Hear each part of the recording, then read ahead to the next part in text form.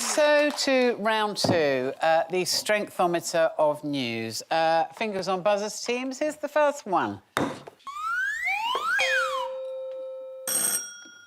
It's the London Marathon. There was a row with the Guinness Book of Records about whether this nurse should get a record for doing the shortest time dressed as a nurse.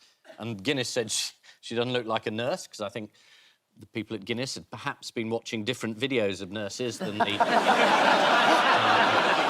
training ones now on offer. And she rightly appealed this, and she now is the quickest nurse in the business. I mean, this is your area, so, I mean, you must know. Well, yes, it is my area, kind of. You held Obviously your not running.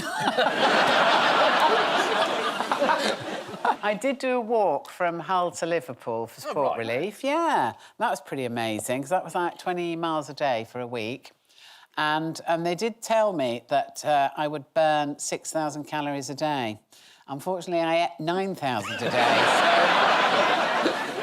This nurse is called Jessica Anderson, and you were right. She was wearing trousers, OK? As you said, she was ineligible, because that's she was wearing not scrubs, what... wasn't Scrubs, she? that's right, yeah. According to Guinness, the guidelines said a proper nurse's uniform should include a pinafore and a cap.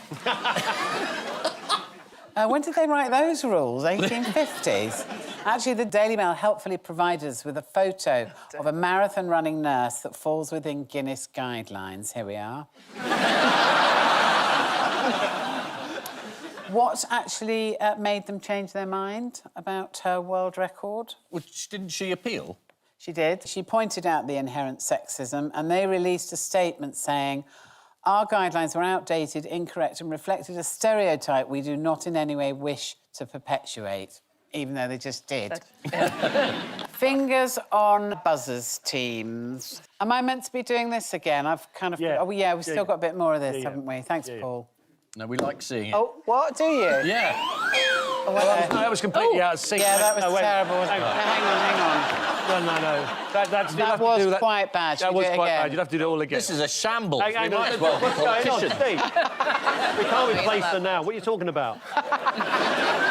Too late. Put the hammer down. My husband often says that to me.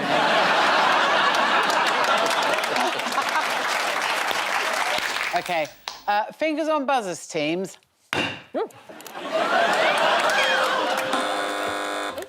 This is a story about someone who stole a piece of Stonehenge. And you'd have thought they would have noticed. I mean, look, there he is. Yeah. Wasn't very subtle about it. He kept it and he took it to America, and he's finally returned it because after all these decades, he's got bored of a bit of stone. His name's Robert Phillips. He stole it in the 1950s when a restoration team drilled metal supports into some of the stones to keep them in position. He's just turned 90. Kept it as a memento. Why is he returning it after 60 years? Was he sick of cars slowing down in front of his house to have a look?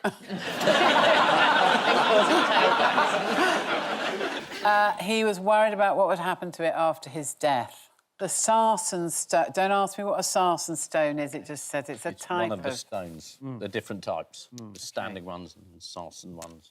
Top ones. What a dork. You're not denying it. That's a completely different type of stone, which is around the perimeter. Do you like Stonehenge? I love Stonehenge. I used to go there when you could go up there and help in the building. What? Ritual is so... I mean, what are the benefits of joining this club? If they, I mean, what do you get? 10% off sports equipment? I mean, what's the great club that you have to stick your cock in a dead pig's mouth to become a member? Ian, you used to be a member, didn't you? Oh, there's a hesitation. No, I wasn't a member. It says I was a member on Wikipedia. Yeah, which that's is, what they all say. Yeah, which is quite embarrassing, given I spent half the week with tabloid journalists ringing me up saying, have you? Placed your chap? Clarkson in a Yeah. receptacle. Anyway, no, I was not a member of the Piers Gaveston Society. I was a member of the Piers Morgans. I won't ask what the ritual was to get into that club. Did you know people who were, though? Is that the sort of thing they did? Yeah. No. I mean, Yes, yes, no, no. Your final 2 words on the subject. Yes, no. He asked me 2 questions. He said, did you know people who were there? Yes. And then he asked another question. So I said, yes, I did know people. Yes. No, I didn't, which is sort of my answer. Yes. I thought I was the one that was going to get a hard time tonight, and it turns out Ian is. Right, yes. This is... Is that it? We're going to just leave it alone? Lord Ashcroft getting this amazing story into the public domain via the Daily Mail. I don't think it's even a story. It's a It's an fantasy. It's an act of amazing revenge by the Mail in cohorts with Lord Ashcroft, which the whole country has decided to believe. Usually a story in the Daily Mail, peddled by a non-dom Tory peer who gave 8 million quid to the Tory party and is in a strop because he wasn't made Defence Secretary, would be laughed out of court. Well, it's not in court yet, but I was hoping it might get in. But no, we've all taken this seriously, and there's the grinning Lord Ashcroft, who, I mean, you know, if you want to talk about members inserted into, you know, the House of Lords, there he is. I mean, it's a disgraceful story. This man, Lord Ashcroft, who gave the Tories all this money, thought he could get himself into the cabinet, thought he could buy himself a cabinet post. And everybody's gone along with this, saying, oh, great, Lord Ashcroft. I mean, he's a non-dom. If we're doing prick jokes, let's have a condom joke. And if you want something disgusting the Prime Minister's done, I mean, you know, there's loads of it.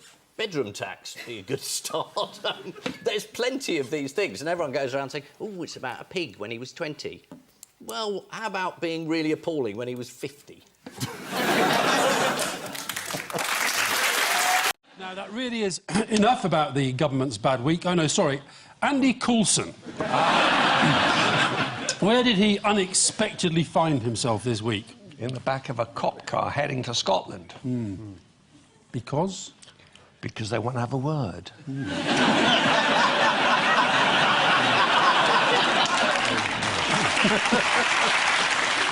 I had absolutely no idea that you were a gangster. Brilliant. Andy Coulson. He's been arrested for perjury. Yes. During a trial where someone else was on trial for perjury. Yes. While he was actually working for the Prime Minister, which is pretty shocking. You shocked, Alistair? I'm shocked. You. I'm glad you're shocked, because, you know, some of the people that this government have been hanging about with... Rebecca Brooks? Know her at all? I do. Were you shocked when she was arrested? I've been shocked by lots of things, Ian. He's been charged, though, not just arrested. Yeah. He's been charged. He's been charged. Which is why Ian's being so careful. Yeah. About Andy Coulson, if not about me. Well, they haven't charged you yet.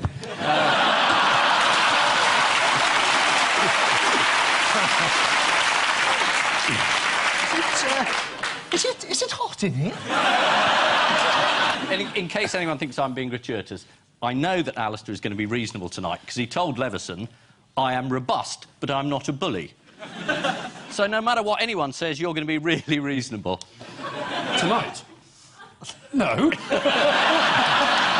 That's good, though, to remember. Like, if your kid gets caught, like, kicking a fat kid, just go, no, he's not a bully, just robust. He's robust.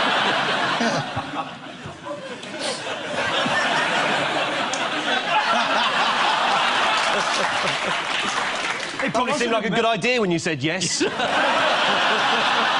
The problem is he's confusing the role of President of America with 1970s light entertainment comedian at the BBC. And the fact that everyone's tolerated him up to this moment, suddenly they've said, well, look, Donald Trump, he's awful. How could we have told? I mean, he's been campaigning for months and months, and we've never had any indication that he might be thoroughly ghastly in any number of ways. I mean, how were we to know? This is unfair. At what point was it not ludicrous that the presenter of The Apprentice in America could become the Commander-in-Chief? It's like saying the presenter of Have I Got News for You could become Foreign Secretary.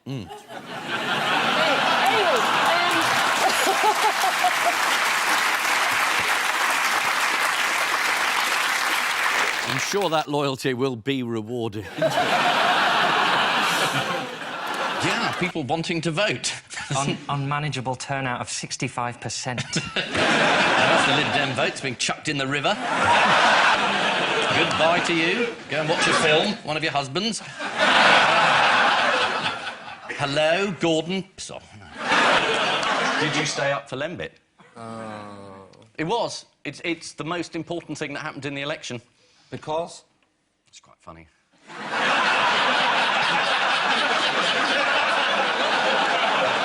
I would expect a bit more than that, didn't you? Ladies and gentlemen, the great thing about losing my seat is I can actually take a fee for this now instead of getting this kind of abuse for nothing.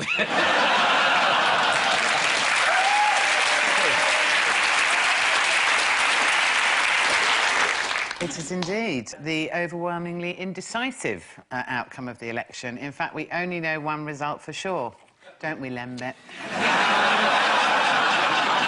Can we get on with this? I've actually got an appointment with the job centre in about half an hour. They phoned earlier, they cancelled.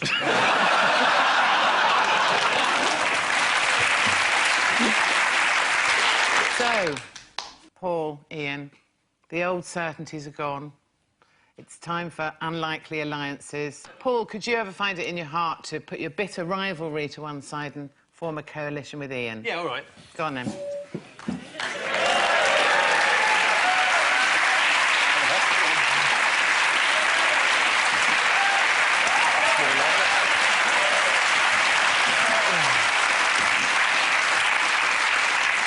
I've got a feeling you're going to win this week. Can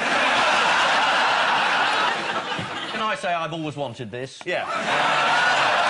I've argued for it for years.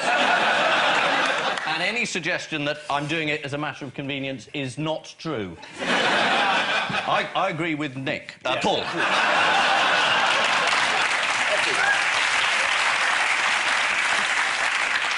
Do you want to do a rabble-rousing speech on behalf of our coalition? I think what we offer is not them, basically. People are sick of you coming on here, making fun of the contestants, you know? Just because I'm having a bit of a hard time at the moment, lend us the price of a cup of tea, I'll give it back to you. I've got me left-wing governor, I've got me harmonica, and can play that for you if you want. And I have. No, I have. Got to find some change. I have. Are we witnessing a mental breakdown? You do the singing and I'll do the playing.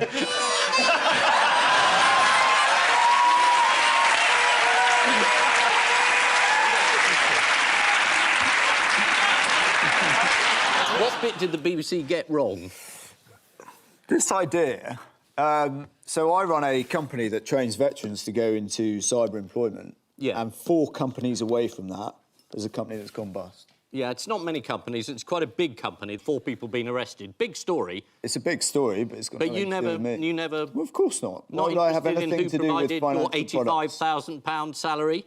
Yes, For a and it was 4-hour provided through business in that company that company generated. That How had does nothing to do training with veterans LCF. make enough money to earn you 85 Because if grand? if you train them in cyber security, and they have specialist skills, they go into FTSE 100 companies and they earn quite a lot of money in cyber security. I sound like a right bastard, don't I, doing this whole sort of veterans employment thing? No, it's not the veterans bit. It's the £85,000 Yeah, for a 4-hour job. I know. when if I you know really what wanted to help- I know what you're thinking because you're I'm thinking, why don't you do it for free? I know because you get 20 grand for 2 hours tonight, don't you? Yeah, but the people who've lost money out of this company Yeah. are very cross with you. It's about your behaviour and the fact that you didn't know and didn't ask as a non-executive director, where does the money come from for this I did company? ask where it came from, and it came from the business that's generated by the business that we do. They were providing the money that kept your company going. No, they You were a didn't. non-exec. No, they didn't.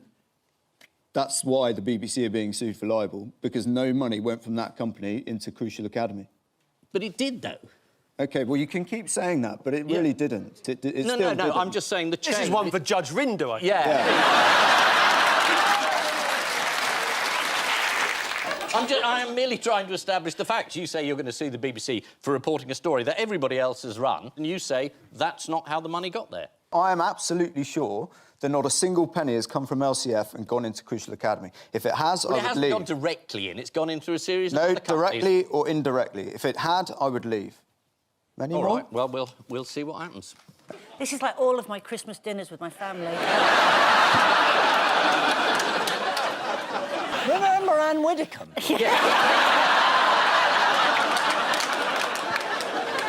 I'm sorry, David, it's a big story. 4 people were arrested, and I know you think that your political enemies have smeared you with this story, but No, it is there. No, I don't. It's in the news. No, I don't think that. I don't think they have smeared me with this story. But you have accused the Deputy Chief Whip of trying to dig up dirt. The Deputy Chief Whip has decided to go and ask friends of mine that I served with in the military whether or not things in my book were correct, and obviously I found out, wasn't overly pleased. That book was signed off by the parents of individuals who were killed in that war and who fought with me and my soldiers, but obviously not good enough for the Deputy Chief Whip. And when I confronted him about it, he claimed that was his job, to kick the tyres. And when I spoke to my friend, who he had actually spoken to, he hadn't done anything like that at all. He'd tried to get some dirt and blackmail me to vote for the Prime Minister's deal in January. That's why they did it, to try and force your vote? Yeah. Right. Nice place, politics. Yeah, it sounds great. Yeah, why did I sign up? Why did you? Yeah. Like Anne Widdecombe. Remember her? Yeah, look at the top pledge on the top. We will invade Iraq against the wishes of the people of Britain. Yeah, but it was Miliband who stopped the invasion into Syria. That's something for him, isn't it? I haven't heard you say much about that. No, because I'm more interested in the previous one, which well, you were wrong. involved in. And we made it clear that's so. We made a mistake. There's no doubt about that. But give Miliband the credit for stopping us doing the same thing with Syria. Okay, because Cameron was about to get into do it with the Americans. Yeah, no, I have no problem with that. And Obama You just don't work about it or talk about it. Anyway, that's the difference between us. Yeah.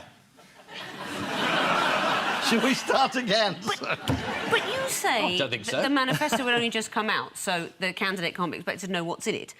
Is the manifesto meant to be a massive surprise to Labour candidates? No, but when you get... Well, in our party, you have to get it through the National Executive, and we have a policy making for the manifesto. You don't know necessarily what's coming through. I think some great things have come through, particularly when we're dealing with the Leveson report and what are we going to do about making the press more accountable. Yes, That's quite important. You're going to legislate, aren't you? What we said about that, we will carry out what Leveson said. We wait to see the press... Leveson said nothing about a royal charter.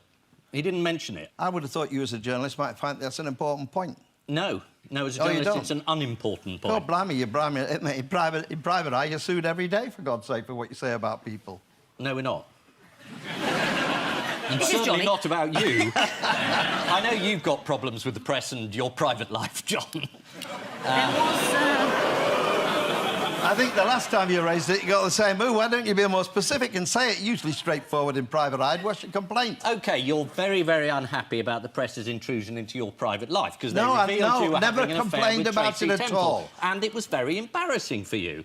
No, it wasn't. God, it wasn't embarrassing. No, I made a mistake. I owned up to it publicly, and I was waiting for this one to come from you. You didn't own up to it publicly. You were revealed as doing it. Hey, I've got an idea. I did it at the Labour Why don't you two find a conference. room? Didn't you watch You two that? find a room, and whoever comes out alive is the winner.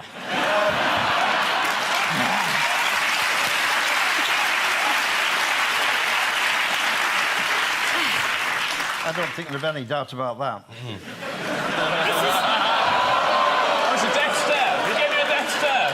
It depends who's ordering the room service, I suppose, doesn't it, John? This is like a terrible family Christmas.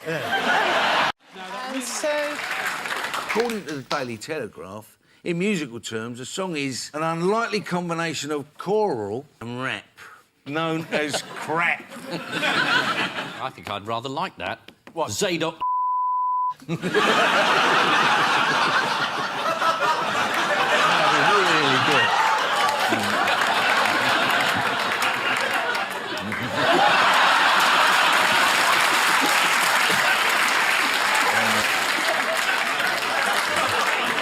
You'll never guess what I just imagined. I imagined that was empty. It's the best reaction I've ever got out of Paul. You've never said before.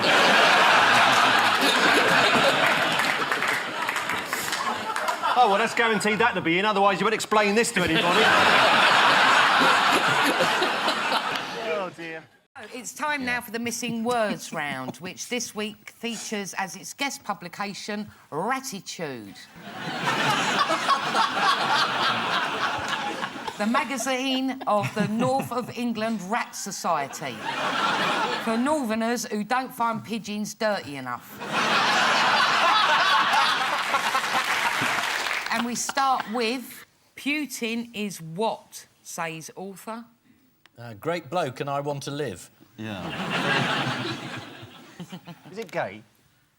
The answer is latently gay, says author. A new biography of Vladimir Putin speculates that he might be latently gay. The biographer is not the first to make this claim. The idea that President Putin is latently has been put forward by a number of recently deceased psychologists.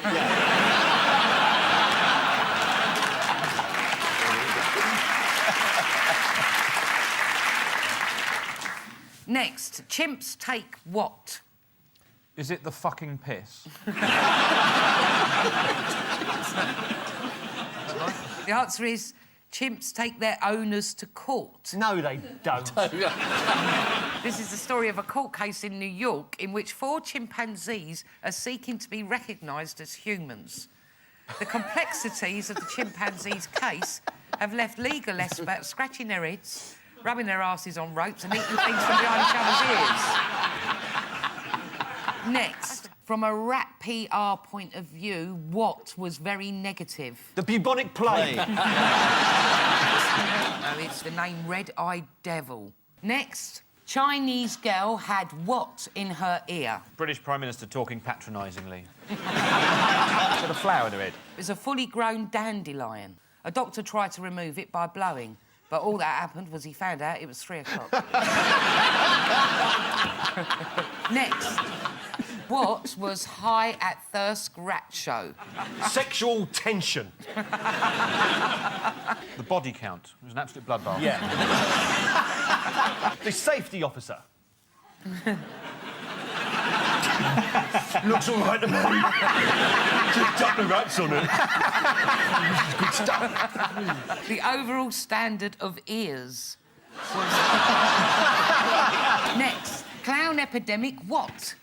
Relatively easy to spot. Clown epidemic in Norfolk, warned police. Police in Norfolk have warned of an epidemic of people dressed as clowns. Clowns are actually fairly easy to capture because they tend to have extremely unreliable getaway cars. Finally, what can add an element of aggression into the relationship which can backfire? Drunken fighting amongst priests. You bastard! You can't have a wedding. It's shouting at a rat. What? The last time I had a rat backfire was when I stuck a firework up it. I'm just joking, obviously. It was a kitten. Let's talk about the Lincoln MP, Cole McCartney. Cole McCartney? Why? I never thought I'd hear that name again. 5 years ago in Cairo, me and him had this secret affair. We kissed each other on the balcony. Oh, no, I better not say any of this. I no idea who he is. He may cost us £15,000. Do you know why? Because I've just libelled him. I didn't kiss him on the balcony. No. 15,000? That's not going to cover the lawyer reading the letter. I bow to your superior experience. No, it's to do with the way his name is written. He wants the parliamentary records changed because they print his name with a small c, like this. And he thinks it should be written with a sort of floaty C, like this. And so far, it's cost several £100s to change the parliamentary records, but changing it on Hansard and the House of Commons website could cost £10,000 to £15,000. That's because it's written on vellum, and you can't easily rub it out. But that's absolutely ridiculous. Not on his wanting his name spelt properly, most people do, but that it should cost that sort of money to make a tiny little change on a computer system where even I don't hold myself up as a great expert in this field, knows that you can change fonts on machines quite easily. Most of us want our name spelt correctly, don't we? It's a reasonable ambition in life. May I just say... Achievable for most of us. I find you extremely attractive. mention it.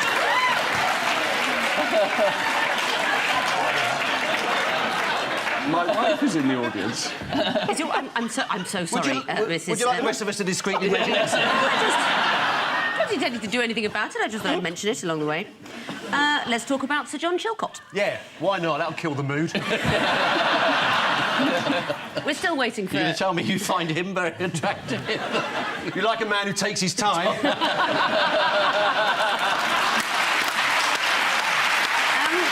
Let's take a listen to the next history noise. Next history noise. Paul That was and Mark. A zip? It was a zip, yeah. Why is zip particularly historical this week? Must be the 100th anniversary of the zip. 100th anniversary of the zip. Yes, it's been 100 years to the day since a man first went, ah, no, that's just making it worse.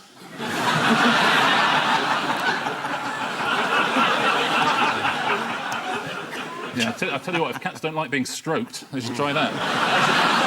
The zip appears in the top 5 of the list of 100 greatest inventions of all time. Can you tell me what else might appear in that top 5? There's a moth in the studio. Moths. A moth. Fire. Fire's got to be one of the top inventions, isn't it? No. I think fire was a discovery more than an invention. Oh. That moth is very, very excited. Someone's got something very old out the wardrobe. I think it's that gentleman's jumper. It shows you how interesting this programme is. Everybody's focus is now on that moth. So, yeah, so the fire. Yeah, fire. So fire's a discovery. Let's take a look at the top 5. They are in order. The corkscrew, or bottle opener. Yes. The optical lens, the zip fastener, the cigarette lighter... Fire! Portable fire, I should have said. What about the moth zapper? Really do with one now. I told you to wait in the van.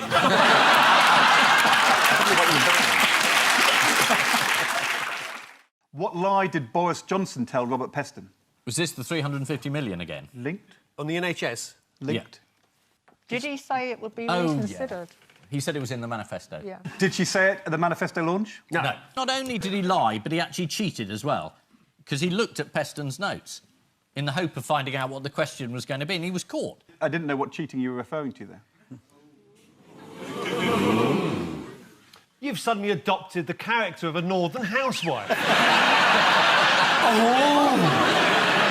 Have you heard about... Well, no surprise to me. He was rinsing out his own gloves last Saturday. We haven't talked about Labour very much, so to head off any accusations of bias... Are you leaving now to be replaced? The next round will be hosted by Michael Portillo. Come on, we can have a train round. When it comes to Labour's manifesto promises, how did Shadow Foreign Secretary Emily Thornberry muddy the waters? Was this Trident? Yep. She said there'd be a review, and the review might include scrapping it. Was that the problem? And do you know who contradicted her and said it was Labour's policy to keep Trident? Shadow Defence? The Shadow Defence Secretary, that's Yeah. right. This was Nia Griffiths, the Shadow Defence Secretary. Emily is not the Shadow Defence Secretary, I am. You're doing it again! I don't know who that man was. She was in the pub on Saturday, but it wasn't her husband, I'll tell you that much. I know full well he's got a job in Peterborough. Paul this week apparently saying that 60% of people want the government to get on with Brexit. Well, according to a company called Delta Poll, 60% of voters polled agree with the statement, I no longer care how or when we leave the EU, I just want it all over and done with. Sort of dignitas, isn't it, really? Yeah. When's the appointment? Yeah. What is this order? What do you want? Do you want it over with, or do you want it fought out? Open the box! Take the money! Just glad to see divided Britain in action. That was a second referendum. That was it. The Queen has pulled out of hosting a reception for world leaders at the conference. What would she be doing instead? Is she hosting the One Show? Could well be. I tell you who's done a lot to reduce their carbon footprint. Prince Andrew. Yes. He's not left his house for months. Good on him.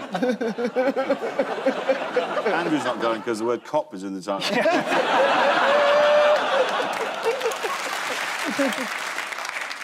The Queen actually has been told to rest. But why is she so knackered? 95. Apparently sources have told the press that she has been staying up late to watch TV. What sort of source is that, though? Me, I probably said it. I don't know. So, I mean, she probably watched the extended version of this show, which goes out at, I think, 3:07 in the morning every Wednesday. Yeah, it's good. Well, the BBC have been really giving it a push. They have. They've been giving it a right look. There you go, see? Contains some strong language and adult humour. Fuck me, I never knew that. Is that RuPaul Merton? Yeah.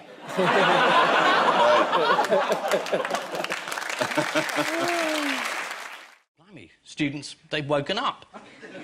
They've been told that the teaching budget's been cut, they're going to have to pay 3 times as much and pay it back for the rest of their lives, and they're thinking, I'm not sure I approve of that. A student was interviewed and said, and I quote, "There's no jobs out there, and now they're asking us to pay £9 grand a year, which if you do 3 years, that's like 21 grand.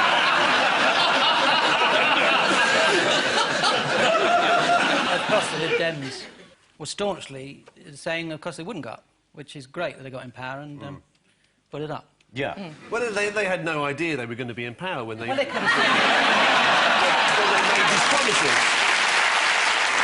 Nick Clegg keeps saying it's the right government for the right time, which I think is such a seedy way to sort of dignify opportunism. You know, he would have made a pact with the Klingons if it meant a sniff of power. I don't know, I think the Klingon manifesto was pretty good. No. I'm going to disagree here, because the Klingons have shown in the past that they're hell-bent on world domination, so I'm glad the Liberal Democrats are in there with them. And the Klingons always get the Lib Dems to make the policy announcements. Absolutely. They're going to blow up a whole planet. They say, oh, get the Lib Dem to announce it. The Lib Dem party in this arrangement is the equivalent of the guy you see on Star Trek walking around the planet who you've never seen before, is the first one to get killed. That's the Liberal Democrats in this arrangement. But how does Nick Clegg look at himself in the mirror in the mornings? Just looks at David Cameron and sees the same thing. In other mistake news, why have Google been suffering from rogue anuses? Oh, yes. Yes. This is... there's a... Yes. There's a computer program which misreads old print, so arms comes out as anus, so farewell to anus. I drape my anus across her shoulder in a comforting manner. This is what's happening. They sound as if I'm making it up, but I'm not, am I, David? You're not making it up. No. The scanning technology they use to turn books into e-books can't differentiate between arms and anus in certain typefaces. Yeah. Here's a quote from John Mackay Wilson's Tales of the Borders. Poor Janet shuddered at the words which she heard him utter, for with strange and wicked oaths he vowed vengeance on the individual who'd persecuted him, and she flung her anus around his neck and kissed his forehead. From Georgina Bragg's Matisse on the Loose, she grabbed my anus and positioned my body in the direction of the East Gallery, and we started walking. And in the complete works of Washington Irving, there is a reference to the great captain who had been one of his comrades in anus. Are there any other words that Google Books scanning technology is confused? Yeah, it can't do tax. Yes, it reads tax as free. No, it's burn and bum get muddled up as well, as in a patent for a carrier for an integrated circuit that talks of bum-in electrical contacts. God, Scotland, what happens? It's bums night. Where they all join anuses and sing Old Lang Syne.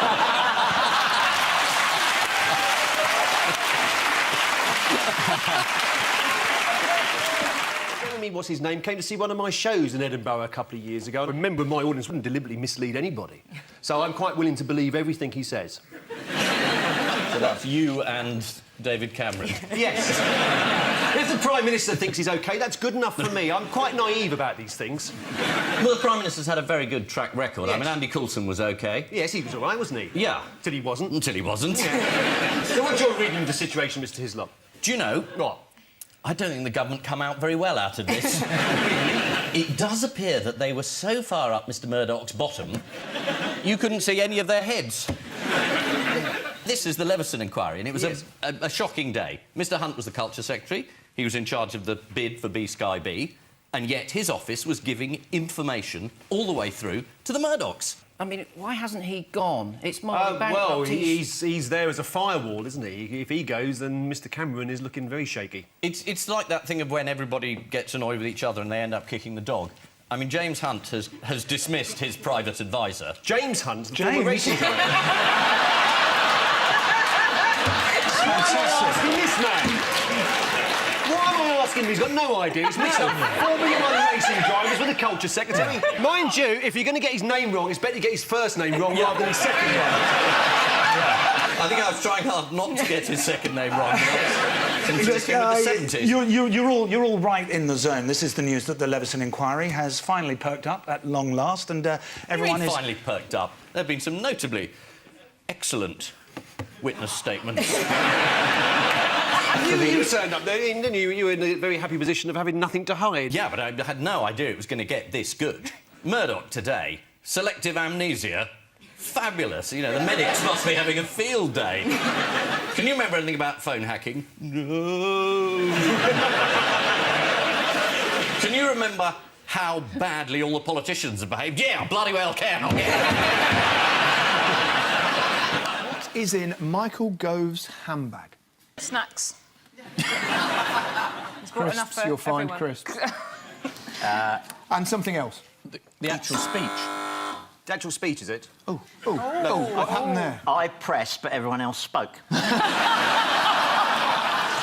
I think Ian was speaking. Yeah, Ian was, to be I think fair. the speech is in there. Yeah. Because he has to then get down on one knee and hand Her Majesty the vellum parchment. That's absolutely... I'll have the chicken.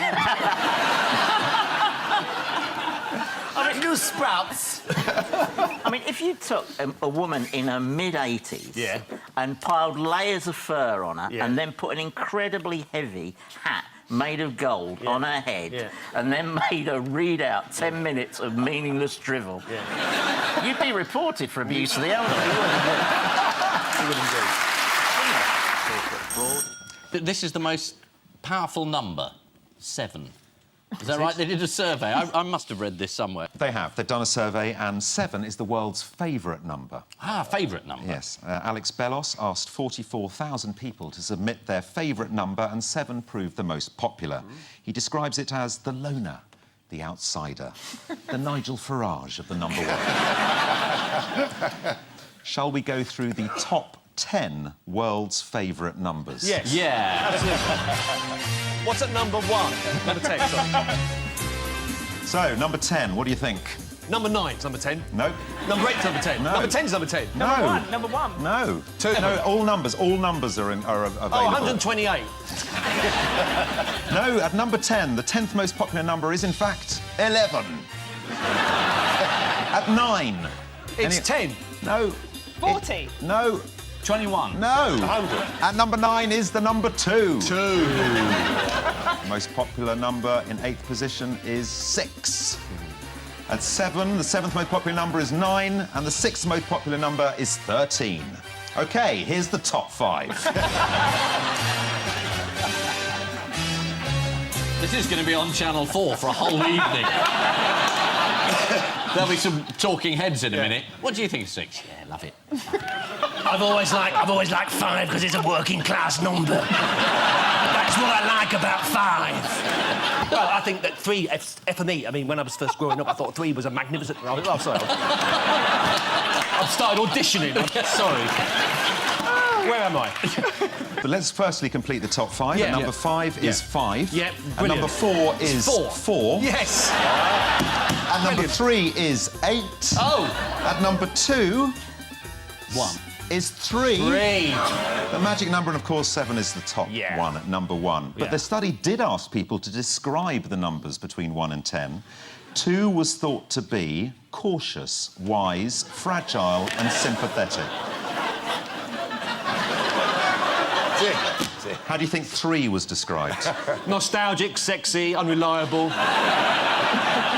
3 is pretentious. Oh, God. 4, according to the people who responded to the survey, is laid back and a rogue. Yeah, this is absolute bollocks, isn't it? Nigel Forage. Forage.